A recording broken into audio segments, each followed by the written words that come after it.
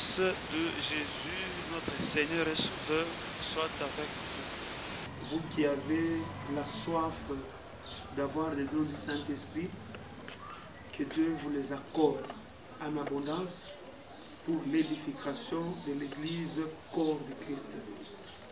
Je vous dis, un des signes par lesquels on reconnaît l'Église de Jésus, corps de Christ, ce sont les différentes manifestations du don du Saint-Esprit dans leur diversité.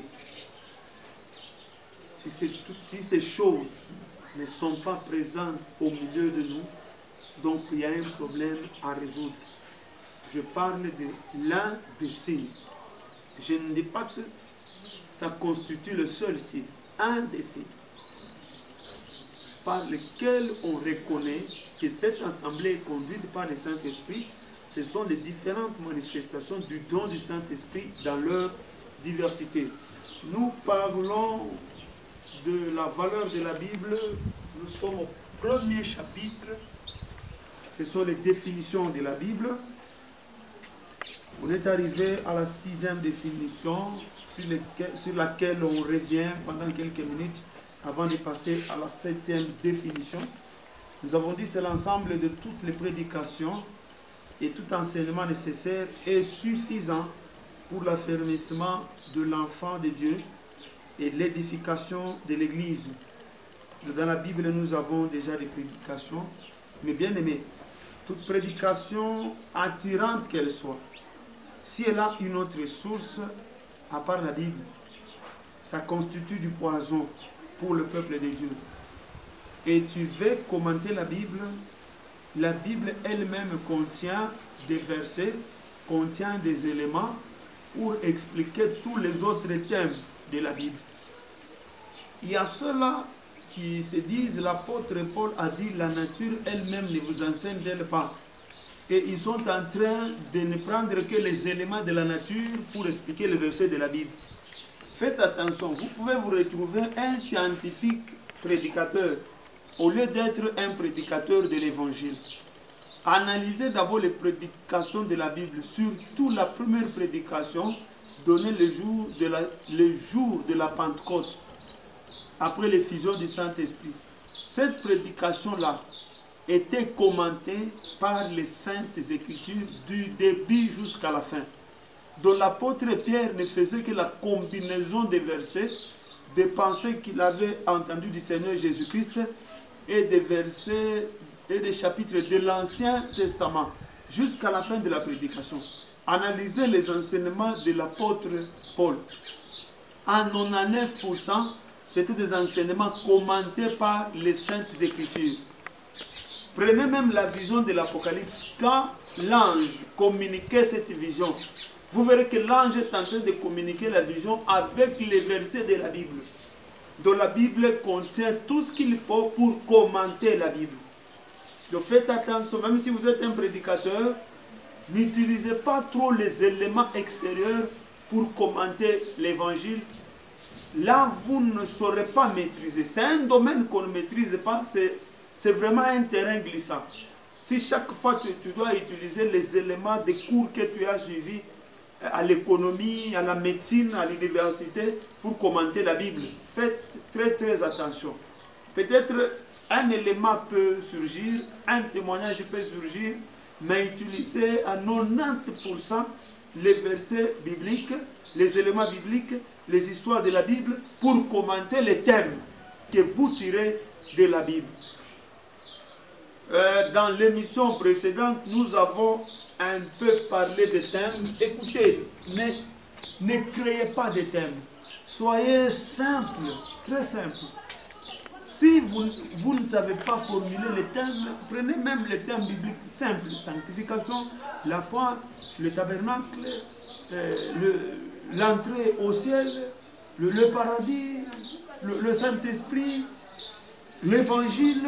Ce sont des thèmes, l'appel. Donc ce sont des choses que nous trouvons clairement dans la Bible. N'allez pas au-delà, même par rapport au thème 5 mystères pour être riche, 4 mystères pour être stable dans la foi, bon, les 40 secrets pour l'épanouissement du ministère. faites un peu attention par rapport à la formulation de thèmes afin de ne pas distraire le peuple de Dieu. Donner les thèmes, ce n'est pas un péché. Ne pas donner un thème, ce n'est pas un péché non plus. Parce que tous, si nous le faisons pour les mêmes objectifs, si tout ce qui sort de la bouche est dans les limites des Saintes Écritures, on va atteindre facilement les objectifs du Seigneur. Voilà pourquoi si nous analysons les prédications de Jésus-Christ de Nazareth, chaque matin, il ne disait pas aux disciples, voici le thème du jour, souligné. Non, il commençait seulement avec un discours, soit il commence avec un miracle. Ce miracle-là suscite la curiosité des gens et la prédication commence. L'apôtre Pierre a imité son maître. Comme la Bible dit, tout disciple accomplit-le comme son maître. Un jour, l'apôtre, la première prédication, l'apôtre Paul saisit une opportunité, on traitait ses frères d'ivres. Il dit, ils ne sont pas ivres. Ça commence là. Un autre jour, un miracle s'est produit. Les gens accouraient de partout pour venir faire des éloges aux apôtres. Ils ont dit non, ce n'est pas par notre piété, ce n'est pas par notre sanctification que vous voyez cet homme être rétabli. C'est par la foi dans le nom de Jésus que vous avez crucifié. Une prédication a commencé là. Donc ces gens saisissaient les opportunités pour commencer une histoire. Donc même avec ou sans thème, si ce que tu dis est une nourriture spirituelle, tu peux édifier les gens. Des fois nous donnons des thèmes pour que les gens aient à écrire quelque chose afin de retenir. Parce que l'interprétation de la Bible doit être écrite. Si elle n'est pas écrite, nous sommes en train de sacrifier les générations à venir. Parce que chaque génération a tendance à interpréter la Bible de sa manière, selon le temps et les circonstances, selon les événements. Maintenant, la Bible ne doit pas être interprétée selon le temps et les circonstances. La Bible doit être interprétée selon le besoin de la foi qui est commun dans toutes les générations. C'est la même foi et la même nourriture jusqu'à ce que Jésus-Christ reviendra. Ça, c'était la 6e définition. Nous passons à la 7e définition pour ceux-là qui écrivent. C'est quoi la Bible? La Bible, c'est le livre, c'est le seul livre de Dieu sur la terre. Le seul livre de Dieu sur la terre. Oui, on peut dire que c'est le livre de Dieu. Le livre inspiré. Maintenant, il faut peut-être donner un éclaircissement sur l'inspiration. Parce qu'il y a ceux-là qui disent, mais dans la Bible, nous trouvons même les déclarations du diable. C'est aussi inspiré. Dans la Bible, on voit des gens qui s'injurient. Est-ce que là, c'est encore inspiré? Dans la Bible, il y a même les déclarations des démons. Un démon, un jour, il dit à Jésus, pourquoi tu es venu nous persécuter avant le temps? C'est une déclaration d'un démon. Il y a les déclarations du diable. Le diable est en train d'échanger avec Jésus-Christ. Les déclarations du diable. Il y a même des déclarations des hommes méchants. En quoi dites-vous que la Bible est inspirée? Tout est fonction de la définition de l'inspiration. Quand on dit la Bible est inspirée, signifie quoi? Quand on dit toute écriture est inspirée de Dieu, ça signifie quoi? Écoutez les bien-aimés. Toute écriture inspirée signifie, premièrement, dictée par le Saint-Esprit. Dictée par le Saint-Esprit. C'est-à-dire, l'homme est là, on lui parle et il écrit. Ça, c'est la première définition de l'inspiration. Dictée par le Saint-Esprit. Une autre définition, quand on dit toute écriture est inspirée, ça signifie quoi? C'est-à-dire, le Saint-Esprit a dit à un homme, écris ça. Ce n'est pas que c'est sorti directement de la bouche de Dieu, non. C'est un événement. Maintenant, le Saint-Esprit dit, cet événement, j'en ai besoin pour l'édification de l'Église. Écris même cette histoire. Écris même la déclaration de ces démons. Écris même l'échange de Jésus avec les diables. Donc, inspiré signifie dicté par le Saint-Esprit et approuvé par le Saint-Esprit comme digne d'être digne d'édifier l'Église. C'est ça le sens. Voilà pourquoi dans la Bible, on trouve même les déclarations du diable. C'est le Saint-Esprit qui a dit à l'apôtre, écris ça. L'apôtre a écrit. Le témoignage de cette sœur, écrit ça. Et l'apôtre a écrit le témoignage de la sœur. Et ainsi de suite, nous avons toute la Bible. C'est le seul livre de Dieu ici sur la terre. Et comme il en a même au ciel. Un jour dans une conférence, j'avais dit ceci. Si Dieu lui-même écrit, lui le créateur, la Bible nous dit qu'il écrit. Maintenant, que dire de nous qui avons l'habitude de suivre les enseignements dans une église, mais nous n'écrivons pas? Parce qu'au ciel, il y a des livres. On nous parle par exemple du livre de vie, dans lequel il y a les noms de tous les sauvés. Moi, j'appelle ce livre-là le livre du recensement des habitants du ciel. Livre du recensement des habitants du ciel. Un jour, Jésus-Christ dit aux apôtres, il venait à peine de faire des exploits. Il revenait avec joie et disait, même les démons nous sont soumis. Jésus dit ceci, ne vous réjouissez pas du fait que les démons tremblaient devant vous, réjouissez-vous du fait que votre nom est inscrit dans le ciel. Il y a un livre de vie dans lequel on met le nom de tous les habitants du ciel. Si tu crois en Jésus-Christ aujourd'hui, on enregistre ton nom.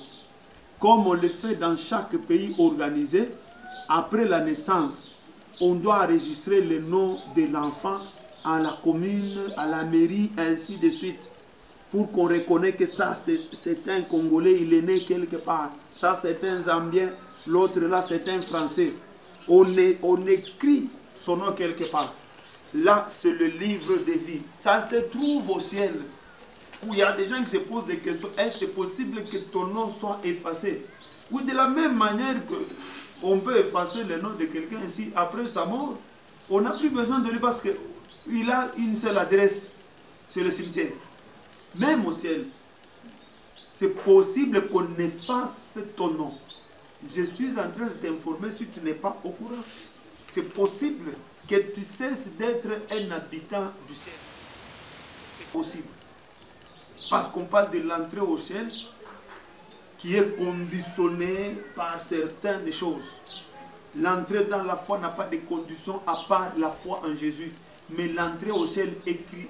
Lisez bien le livre de l'Apocalypse, la vision des gens de l'Apocalypse. Là, un ange utilise un langage différent. Là, il dit à celui qui vaincra. Donc, il y a une bataille à mener et nous devons être des vainqueurs. Un jour, Moïse, inspiré, il dit à Dieu, efface mon nom du ciel si tu refuses d'aller avec nous. Efface mon nom du livre de vie. Donc, il y a une possibilité, c'est pourquoi nous devons garder la foi. Ça, c'est une parenthèse que j'ouvre pour vous dire que Dieu écrit et il a aussi des livres. Et son livre ici sur la terre, c'est la Bible. C'est la Bible. Je ne dis pas que les papiers que nous avons là, c'est pour Dieu. Parce que si tu jettes la Bible dans le feu, elle brûle. Mais les écrits là, ça demeure. De génération en génération. Voilà pourquoi la Bible change de format dans chaque génération selon l'évolution de la science et l'évolution des supports sur lesquels on peut mettre les écrits. Ce sont les mêmes écrits dans toutes les générations, mais ça change seulement de support. Ici, moi, quand je parle de la Bible, le livre de Dieu, je vois d'abord l'ensemble de ces écrits-là. Je ne vois pas les papiers que nous avons. Je vois l'ensemble de ces écrits-là qui demeurent dans toutes les générations.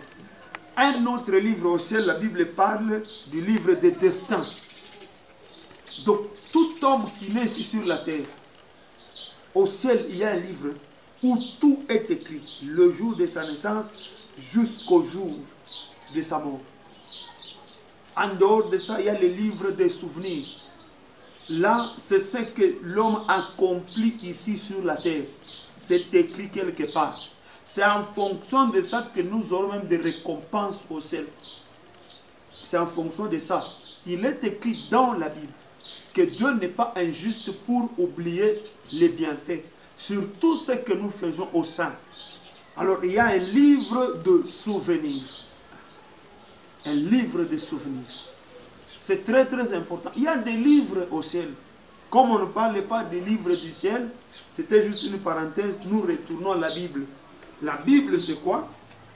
C'est le seul livre de Dieu ici sur la terre. Et ici, je parle des écrits. Je ne parle pas du support que tu as. Pour dire que, parce qu'il y a des gens qui prennent les Bibles et qui les mettent à l'oreiller pour éviter d'être visités par les démons le soir. Les démons te visiteront même si la Bible est à l'oreiller. Ici, je parle des écrits qui restent les mêmes dans toutes les générations, mais qui ne font que changer de support. Ça, c'est le livre de Dieu. Alors, chaque fois quand tu ouvres la Bible, dis-toi que tu entres directement en contact avec le Seigneur. Tu entres directement en contact avec le Saint-Esprit. C'est pourquoi, ce jour-là, quand le Nique éthiopien retournait chez eux, il a ouvert le livre d'Ésaïe. À peine ouvert le livre d'Ésaïe, il commence à lire le ciel. Le ciel est informé. Et le Saint-Esprit a envoyé un disciple, Philippe, pour aller expliquer. Donc, quand tu ouvres déjà la Bible, spirituellement, tout le monde sait, et les démons et même les ciels, voient que cet homme lit la Bible et il lit la Bible et il veut rencontrer le Seigneur. Il y a beaucoup de réalités que nous aurons à parler, les difficultés des lecteurs. Ce thème nous prendra vraiment beaucoup de jours. Mais nous sommes là, nous ne sommes qu'au niveau des différentes définitions. Nous passons à une autre définition, c'est la 8e. C'est quoi la Bible? C'est la référence de toutes les voies utilisées par Dieu pour parler à son peuple. Référence de toutes les voies utilisées par Dieu pour parler à son peuple. Je dis pour parler à son peuple. Référence. La Bible dit dans le livre de Job, Dieu parle tantôt d'une manière, tantôt d'une autre. Mais c'est l'homme qui ne fait pas attention. Maintenant, comment savoir que ça, c'est Dieu? Nous devons avoir une référence. Comment savoir que tel homme prêche, ce qu'il prêche est de Dieu? Nous devons avoir une référence. Par rapport à la référence, nous allons en parler dans le numéro qui viendra après. Mais retenez ceci, c'est la référence de toutes les voies utilisées par Dieu pour parler à son peuple.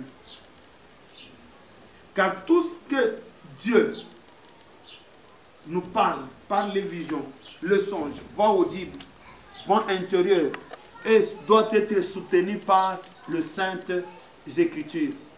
Ça, c'est une pensée très importante qui va tous nous aider. Nous allons l'exploiter dans les numéros qui viendront après. Que Dieu vous bénisse et à la prochaine. Partout où vous vous retrouvez, si vous êtes malade, recevez la guérison au nom de Jésus.